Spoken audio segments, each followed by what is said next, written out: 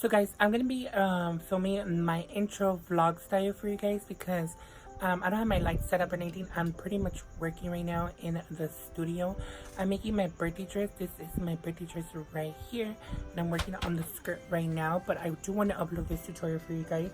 So for this tutorial, as you guys could tell on the thumbnail, I'm gonna be creating this gorgeous Rylon summer dress for my niece. My mom did ask for it, so I just said, why should I record it? So I recorded it for you guys if you guys are interested in watching. I'm sorry I look like shit. I don't have no makeup, but I am working so hard on my birthday dress, which you guys will be seeing on my Instagram soon.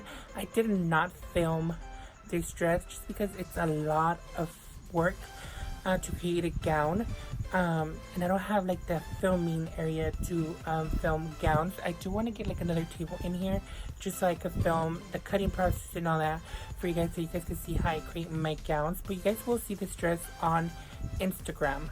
But for now, I will leave you guys with this tutorial. I am going into detail. It's basic pattern. I created my own patterns for this. I did not go in buy those fancy patterns, so it could be easier on you guys if you guys want to create it. So you guys want to see how I create this gorgeous Rylon summer dress for my niece, then just keep on watching. Okay guys, to start this project off, you are going to need pins, fabric scissors, paper scissors. Do not mix the both because you will do out your fabric papers. You're going to need bias tape, you're going to need elastic, and you're going to need obviously your patterns. I did make these my own. And you are going to need a measuring tape, which I did not show here, and obviously the fabric you're going to be using. First, I'm going to be extending or laying my fabric down and ironing it because it is Rylon. It does kind of like wrinkle a lot, so I do recommend ironing it before using it to cut it, because if you don't iron it, the pattern will not be straight or anything. Now you're just going to be putting on the pattern on top. It's on the fold. You do want to fold it and make sure your pattern is going the right way. This pattern did have a right way to cut it, because that's why I wasted a little bit more fabric, but it's fine because I'm just going to be using this fabric for my niece. As you guys can tell, my pattern does say cut two, so I'm going to be cutting one first and then cutting the second one right below that one. I recommend using fabric scissors. Do not mix your paper scissors with your fabric scissors because you are going to do out your fabric scissors. Now do the same thing. I don't know, my camera did not film it, and I already had sewed the top part of the ruffle, but I'm sorry, but you're going to have to be cutting the sleeves as well the same way. Now I'm going to be ironing where the ruffle is going to be at. I'm going to be bending it 1 inch, and then from that line of demarcation and bend it again. It's just going to add like more of a cleaner look to the blouse. And I'm going to be ironing the whole thing down 1.5 inches down. Now I'm going to be doing this to the bottom and the top part of the blouse. It's going to tell I'm just measuring it the width of a ruler. I did buy this ruler at Walmart. I'm pretty sure they're like 50 cents. You're going to be doing to both. Now you do want to go ahead and sew that. First, I'm going to be sewing it down for it won't move. This is just so as closer to the edge as possible as you can. As you guys can tell, I'm doing it to both sides of the blouse. These are the blouses. They do kind of look big on here, but they are now gonna be sewing the elastic casing. You do want to measure your elastic before sewing it down. Mine was 1/2 inch width, so I did sew a little bit bigger just in case I don't sew it just so it could fit very good and it won't feel tight. So you're going to be doing that to both. Now I'm going to be feeding the elastic through the elastic casing, so that's going to be making the ruffle on the top of the blouse. You can tell I did measure my knees. My knees chest area was 23.5, so I took off 3 inches to that just so it could be a little bit tighter on her. And don't make sure you grab the elastic on the other side so it won't feed all through.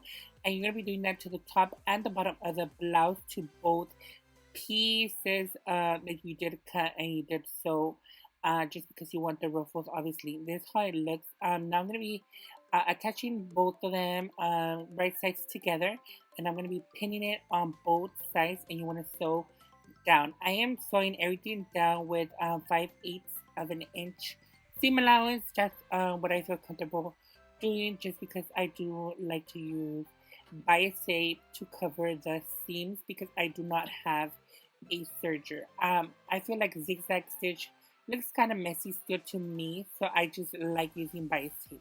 This is where I'm going to be applying the bias tape. Applying this is going to make a tutorial. This is where I'm going to be putting the bias tape to the seam.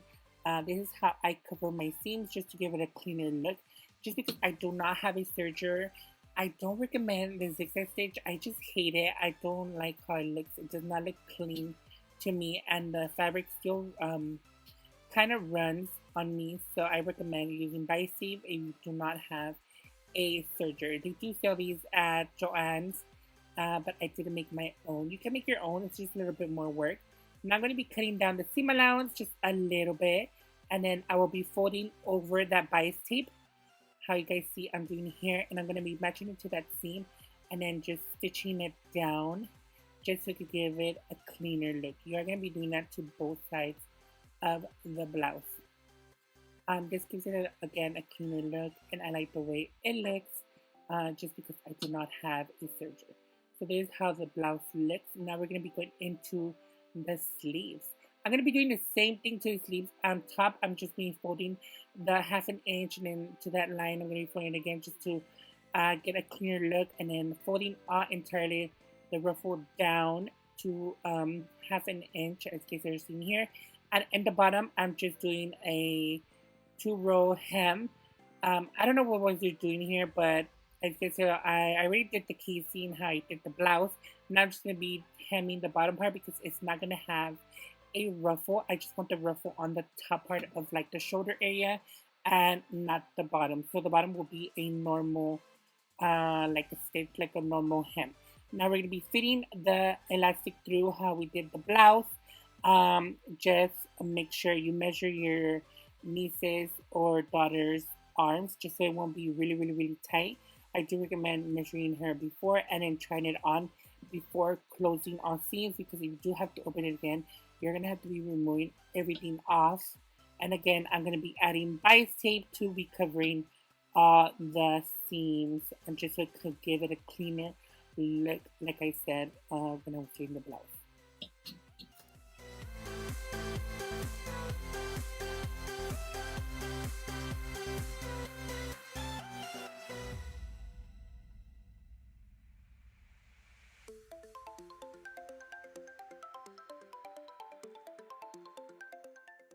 Now we're going to be attaching the sleeves to the blouse. You do want to make sure you match side seams and fold the seam allowance towards the back. So you want to be bulky. And I'm just going to be doing a small stitch down. I just did it like 1/2 inch down, and I did back stitch and let it go again. I did it like 3 times just so it could be really secure onto the blouse and it won't fall off. I did that to both sides of the blouses. Obviously, you do want to attach both sleeves because then she's only going to have one. So this is how the blouse looks after I finish. Now we're going to be going into the skirt. I did measure it 23 inches down because I did want this to be a full length dress. And again, I'm going to be folding down a 1/2 inch seam allowance for the casing for the elastic. This is going to have the ruffle again, so do the same thing as at the beginning. 1/2 inch seam allowance, and then that crease match down, and then that will cover the raw edge also. I totally recommend doing this. Now I'm going to be matching side seams because I do want to close my side seams before making the casing for that elastic, because then it's going to be really bulky on that. Well, this is the back seam, not the side seam. I am so sorry. Now I'm going to be sewing that 5/8 of an inch seam allowance, and then I'm going to be adding bias tape to that as well to cover again all the seams so it won't be raw. I hate when it looks raw. I haven't bought a serger yet, but I will be buying a serger very soon. But for now, bias tape will do. Obviously, cut the seam allowance down and then fold the bias tape over, and that would cover all the raw edges. And this will also help it not to like unsew. And obviously, as you guys can tell, it does give it a cleaner look. You could use white, but I only had black on me. Um, so it doesn't matter. Nobody's gonna see it, but that's all the color I had. So that's what I'm gonna do. Now we're gonna be folding again what we fold at the beginning, which is the hem where the elastic is gonna go through. The bottom part you do want to leave. Well, I'm just pinning everything all around. Now I'm gonna be sewing all around, and then you do want to leave a hole, like an inch hole, so you can feed the elastic through.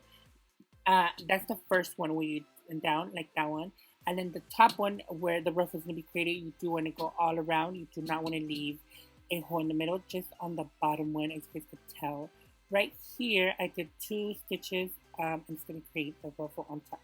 Now I'm just going to be feeding the elastic through. You do want to measure your niece's waist or daughter's, and then take off 3 inches of that, and then that's the size you do want to use the elastic, just so it could be a little bit tighter, just so it won't be slipping on her. Now I'm going to zigzag stitch this together and then let it go, and then close my seam from the dress, the little inch I left open to feed the elastic through.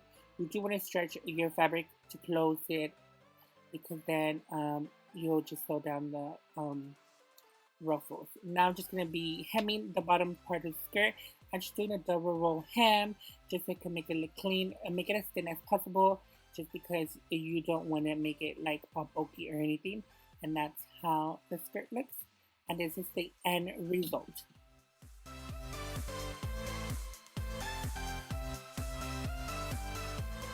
On my own, but I don't know why you hit the road, but you don't realize I won't look back when you're around.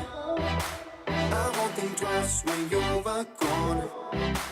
Don't hesitate to call me back, 'cause I won't be there. I won't look back when you're around. I won't think twice when you're gone. Don't hesitate to call me back, 'cause I won't be there. I won't look back.